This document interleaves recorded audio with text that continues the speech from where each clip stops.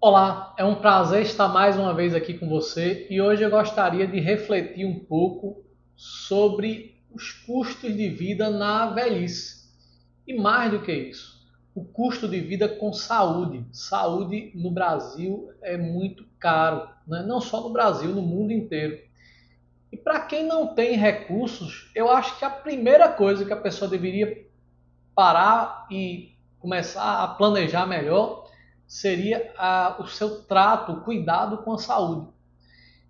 Esse canal é um canal que está voltado com um foco muito mais forte para questões financeiras, mas é justamente sobre a questão financeira que vai gerar um impacto maior se você perder sua saúde.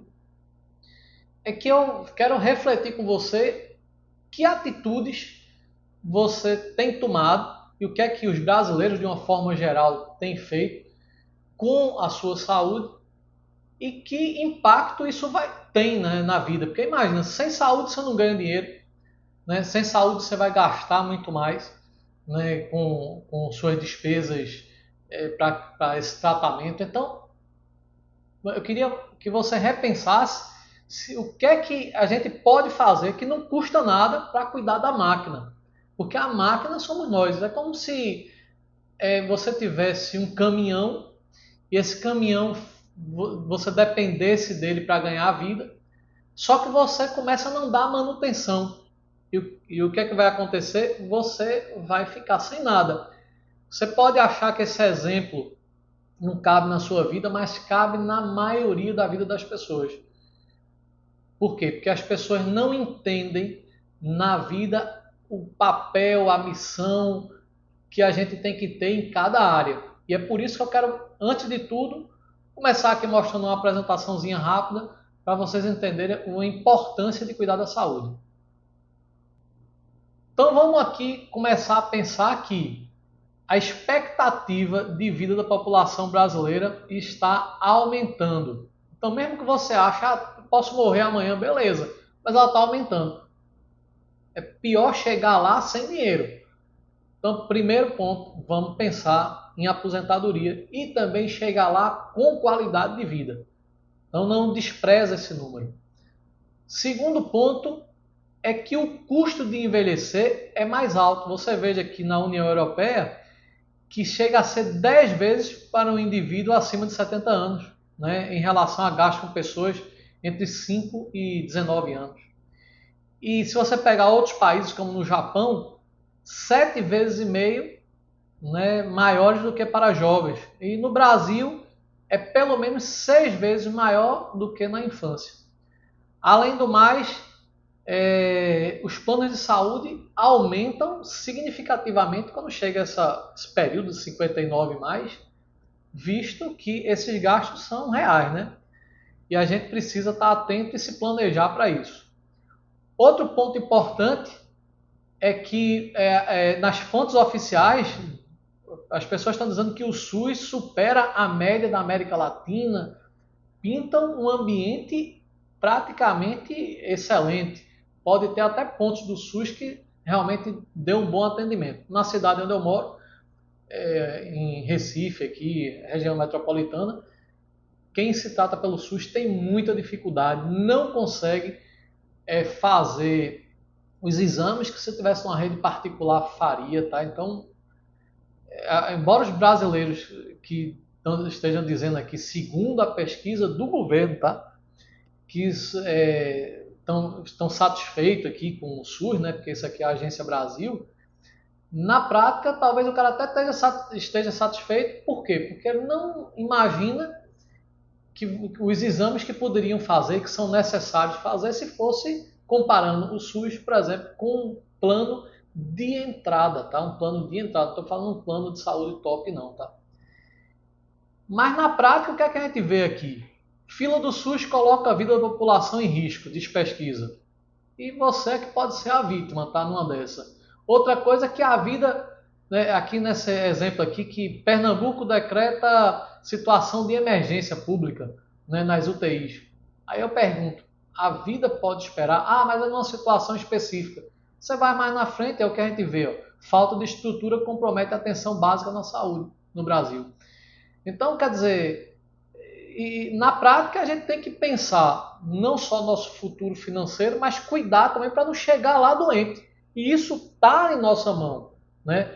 Então, um aposentado hoje, no Brasil, pelo menos 70% deles ganham um salário mínimo, né? E as pessoas, de uma forma geral, só 25% da população é que tem plano de saúde.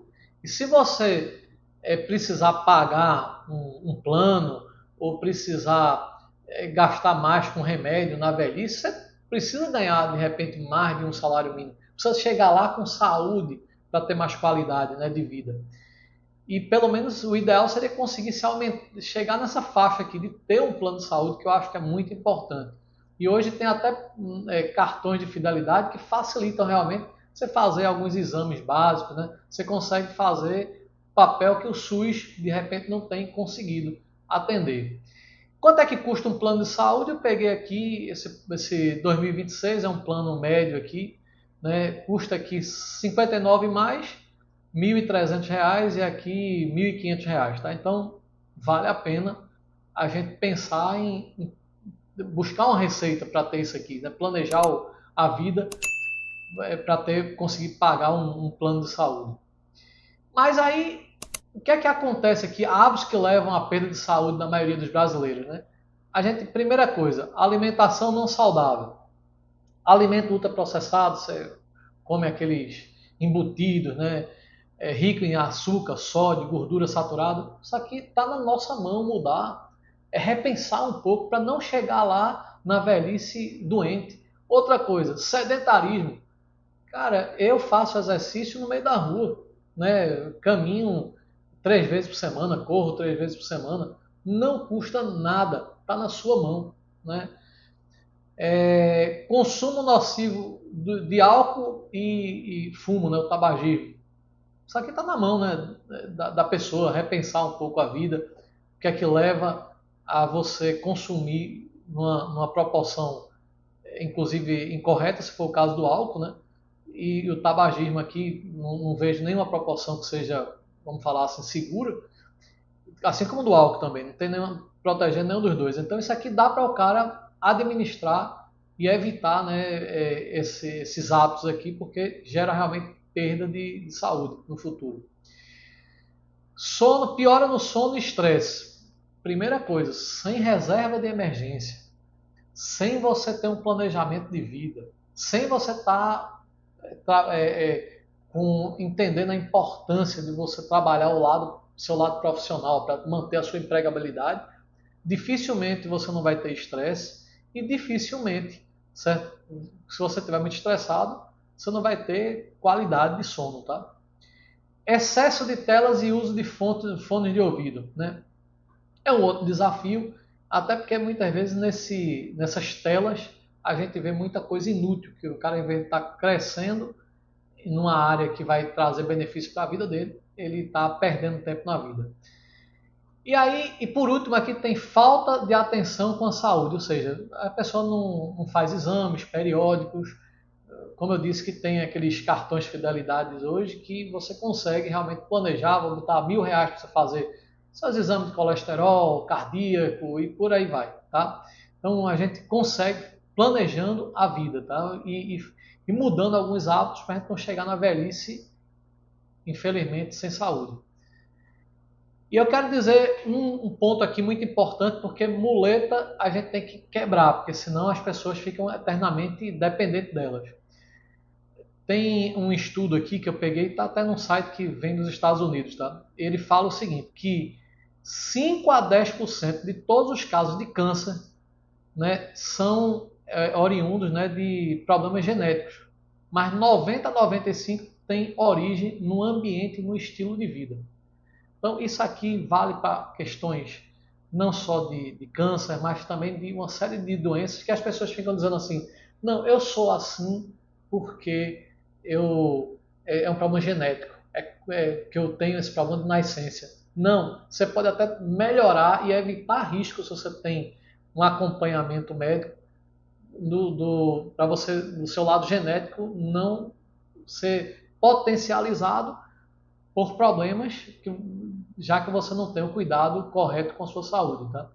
Mas aí, o que é que a gente pode fazer que seriam atitudes mais produtivas para que a gente ganhe saúde e possa continuar produzindo, inclusive na velhice? Porque o trabalho é muito bom, o trabalho não mata, inclusive tem gente que se aposenta morre.